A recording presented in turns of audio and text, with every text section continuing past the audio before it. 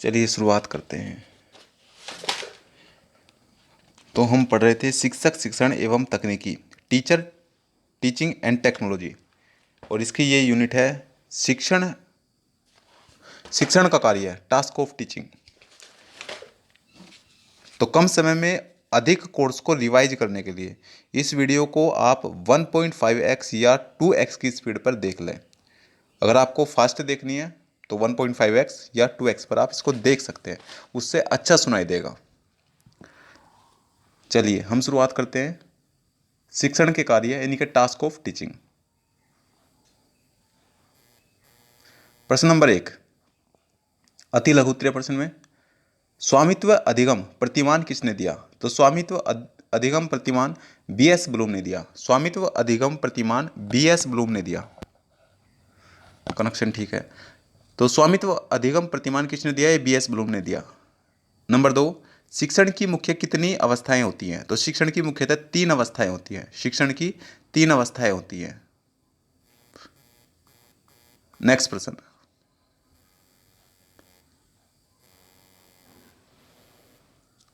प्रश्न नंबर 3,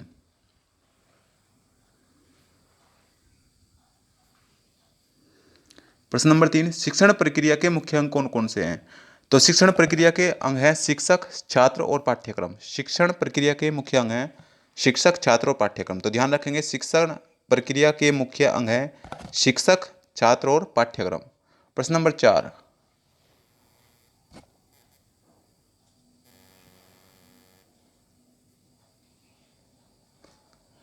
शिक्षण के 2 शिक्षण सूत्र लिखिए। तो शिक्षण के सूत्र हैं ज्ञात से अज्ञात की ओर, ज्ञात से अज्ञात की ओर, स्थूल से सूक्ष्म की ओर, स्थूल से सूक्ष्म की ओर। मैं हर बात को 2 बार रिवाइज इसलिए करता हूं ताकि वो हमें याद रहे। प्रश्न नंबर 5, स्मृति स्तर के शिक्षण का प्रतिमान किसने दिया? स्मृति स्तर को बोलते हैं मेमोरी लेवल। तो मेमोरी लेवल के शिक्षण का प्रतिमान, प्रतिमान कहते हैं मॉडल को। तो ये किसने दिया? तो ये दिया था जॉन फ्रेडरिक हर्बर्ट ने। जॉन फ्रेडरिक हर्बर्ट ने। प्रश्न नंबर 6, चिंतन शिक्षण स्तर का विकास किसने किया? चिंतन शिक्षण स्तर का विकास किसने किया? तो ये क्या था? मोरिस पी हंट ने। मोरिस पी हंट ने। प्रश्न नंबर 7, स्मृति की प्रक्रिया, स्मृति की प्रक्रिया का विकास करने वाले तत्वों का नाम लिखिए। तो स्मृति, स्मृति बोलते हैं मेमोरी को। तो मेमोरी की प्रक्रिया का विकास करने वाले तत्वों के नाम क्या क्या हैं? नंबर 1, अधिगम। अधिगम को कहते हैं लर्निंग। धारणा, धारणा को बोलते हैं स्टोरेज या रिटेंशन, रिस्टोर करना। धारणा। प्रत्यस्मरण, प्रत्यस्मरण होता है रिकॉल। और पुनर्पहचान यानी कि रिकॉग्निशन, और पुनर्उत्पादन अर्थात रिप्रोडक्शन। तो ये स्मृति की प्रक्रिया का विकास करने वाले प्रमुख तत्व हैं। प्रश्न नंबर 8, हर्बर्ट स्मृति प्रणाली, हर्बर्ट मेमोरी सिस्टम किस नाम से प्रसिद्ध है? तो हर्बर्ट स्मृति प्रणाली हर्बर्ट पंचपदी प्रणाली के नाम से प्रसिद्ध है। हर्बर्ट स्मृति प्रणाली हर्बर्ट पंचपदी प्रणाली के नाम से प्रसिद्ध है। प्रश्न नंबर 9, बौद्ध स्तर शिक्षण का प्रतिमान किसने दिया? तो बौद्ध स्तर शिक्षण का प्रतिमान हेनरी सी मॉरिसन ने दिया, और इसे मॉरिसन का शिक्षण प्रतिमान कहते हैं। मॉरिसन का शिक्षण प्रतिमान कहते हैं। प्रश्न नंबर 10, शिक्षण स्तर की परिभाषा दीजिए।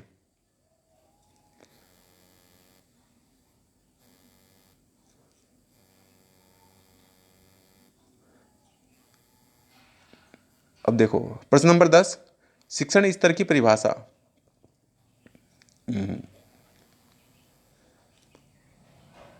तो शिक्षण स्तर की परिभाषा क्या है?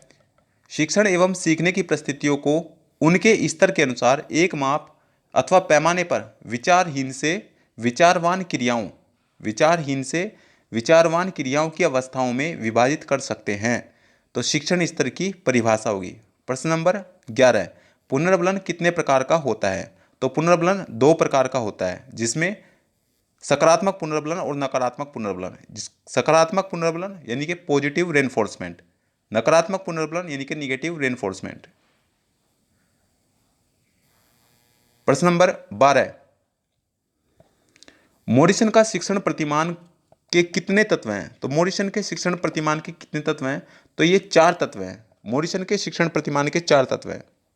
प्रश्न नंबर 13, शिक्षण के 3 स्तरों के नाम बताने हैं। तो शिक्षण के 3 स्तर हैं, स्मृति स्तर, बोध स्तर और चिंतन स्तर, जिसको हम मेमोरी लेवल, परसेप्शन लेवल और थिंकिंग लेवल कहते हैं। तो शिक्षण के 3 स्तर हैं, स्मृति लेवल, बोध स्तर और चिंतन स्तर। प्रश्न नंबर 14, शिक्षण के स्मृति लेवल से आप क्या समझते हैं? तो शिक्षण के स्मृति लेवल, तो इस स्तर का शिक्षण साधारणतः चिंतन रहित शिक्षण माना जाता है और इस प्रकार के शिक्षण में केवल तथ्य को बोलते हैं फैक्ट, और सूचनाएं प्रस्तुत की जाती है और इन तथ्यों और सूचनाओं को रटने या कंठाग्र करने के लिए कहा जाता है। अब बात करते हैं बहुविकल्पीय प्रश्नों की। बहुविकल्पीय प्रश्न, प्रश्न नंबर 1, बोध स्तर शिक्षण का मुख्य सोपान क्या है? बोध स्तर यानी कि कॉम्प्रीहेंशन लेवल। तो बोध स्तर का शिक्षण का मुख्य प्रतिमान क्या है? क्या प्रस्तुतिकरण है या परिपाक? परिपाक को बोलते हैं मैच्योरेशन। तो दोनों ही है। प्रश्न नंबर 2, गैने के सीखने के कितने प्रकार दिए? गैने ने सीखने के कितने प्रकार दिए? तो गैने ने सीखने के 5 प्रकार दिए। प्रश्न नंबर 3, हंट ने कौन से स्तर का शिक्षण आयाम दिया? तो हंट ने चिंतन स्तर को दिया। हंट ने किसको दिया था? तो हंट का ध्यान रखेंगे, चिंतन स्तर है। प्रश्न नंबर 4, कर्ट लेविन ने तनाव पथ परिस्थिति जिसको स्ट्रेस पाथ सिचुएशन कहते हैं, कि कितने रूप प्रस्तुत किए हैं? तो उन्होंने 3 रूप प्रस्तुत किए हैं। प्रश्न नंबर 5, शिक्षण क्रियाओं की एक विधि है जो सीखने की उत्सुकता जागृत करती है। यह कथन किसका है? तो यह कथन बीओ स्मिथ का है। शिक्षण क्रियाओं की एक विधि है जो सीखने की उत्सुकता जागृत करती है, यह कथन बीओ स्मिथ का है। अब बात करते हैं रिक्त स्थानों की पूर्ति की।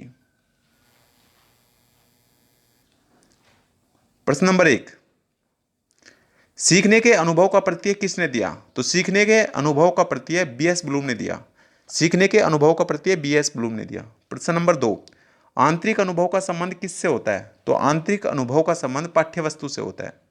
प्रश्न नंबर 3, शिक्षण में परिपाक क्रिया को किसने दिया? तो शिक्षण में परिपाक क्रिया को मॉरिसन ने दिया। प्रश्न नंबर 4, बोध स्तर शिक्षण का विकास किसने किया? तो बोध स्तर शिक्षण का विकास मॉरिसन ने किया। बोध स्तर शिक्षण का विकास मॉरिसन ने किया। प्रश्न नंबर 5, स्मृति स्तर को बोलते हैं मेमोरी लेवल। तो स्मृति स्तर के शिक्षण प्रतिमान का प्रतिपादन किसने किया? तो ये किया था हर्बर्ट ने। प्रश्न नंबर 6, स्मृति स्तर के शिक्षण प्रतिमान में किस प्रकार की अभिप्रेरणा प्रदान की जाती है? तो ये बाह्य अभिप्रेरणा प्रदान की जाती है। प्रश्न नंबर 7, श्रृंखला अभिक्रमित अनुदेशन का प्रत्यय किसने दिया? तो ये दिया था नॉर्मन ए क्राउडर ने। श्रृंखला अभिक्रमित अनुदेशन का प्रत्यय नॉर्मन ए क्राउडर ने दिया। प्रश्न नंबर 8, अनुभव त्रिकोण किसके द्वारा दिया गया? तो अनुभव त्रिकोण एजरडेल के द्वारा दिया गया। एजरडेल के द्वारा।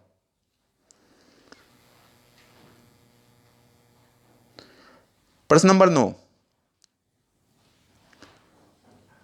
गृह पृष्ठ का कार्य नए प्रत्यय को समझाना, प्रत्यय बोलते हैं कंसेप्ट को, यानी कि नए कंसेप्ट को समझाना, और निदान को कहते हैं डायग्नोसिस करना, पता लगाना, इलाज करना। तो गृह पृष्ठ का कार्य नए प्रत्यय को समझाना और निदान है। प्रश्न नंबर 10, बुनियादी शिक्षण प्रतिमान किसके द्वारा विकसित किया गया? ग्लेसर के द्वारा विकसित किया गया। प्रश्न नंबर 11, शिक्षण की 3 अवस्थाएं पूर्व तत्परता, अंतःक्रियावस्था और अंतिम अवस्था होती है। तो शिक्षण की 3 अवस्थाएं होती है, पूर्व तत्परता, अंतःक्रियावस्था और अंतिम अवस्था। अब बात करते हैं सत्य असत्य यानी कि ट्रू फॉल्स प्रश्नों की। प्रश्न नंबर 1, आंतरिक अनुभव के प्रत्यय को किसने, ब्लूम ने दिया? तो नहीं दिया, ब्लूम ने नहीं दिया। पॉइंट नंबर 2, पर्यवेक्षण अध्ययन में बहु इंद्रिय अनुदेशन का उपयोग किया जाता है। पॉइंट नंबर 3, बोध स्तर के प्रतिमान को मॉरिसन ने विकसित किया। तो मॉरिसन ने विकसित किया, सही है। पॉइंट नंबर 4, बोध स्तर शिक्षण में परिपाक यानी कि एसिमिलेशन को महत्व दिया जाता है। तो दिया जाता है, परिपाक एसिमिलेशन को महत्व दिया जाता है। प्रश्न नंबर 5, शिक्षण में परिपाक की क्रिया को मोरिसन ने दिया, तो मोरिसन ने दिया, ट्रू है। पॉइंट नंबर 6, बुनियादी शिक्षण प्रतिमान ग्लेसर ने दिया, तो बुनियादी शिक्षण प्रतिमान ग्लेसर ने दिया, सही है। पॉइंट नंबर 7, पूर्व व्यवहार एवं अंतिम व्यवहार एक ही बात है, तो ऐसा नहीं है। तो ध्यान रखेंगे कि पूर्व व्यवहार और अंतिम व्यवहार एक बात नहीं है। पॉइंट नंबर 8, प्रारंभिक अधिगम के लिए छोटे पद प्रभावी होते हैं, तो प्रारंभिक अधिगम के लिए छोटे पद प्रभावी होते हैं, तो ये बात सही है। पॉइंट नंबर 9, चिंतन स्तर के प्रतिमान का प्रतिपादन हंट ने किया, तो सही है, चिंतन स्तर के प्रतिमान का प्रतिपादन हंट ने किया। पॉइंट नंबर 10, आई के डेविस ने अनुभव शंकु का प्रत्यय दिया, तो आई के डेविस ने अनुभव शंकु का प्रत्यय नहीं दिया। पॉइंट नंबर 11, अनुमान शंकु बी एस ब्लूम ने दिया, तो बी एस ब्लूम ने भी अनुमान शंकु नहीं दिया। Thank you for watching. Please like, comment, share and subscribe. Thank you.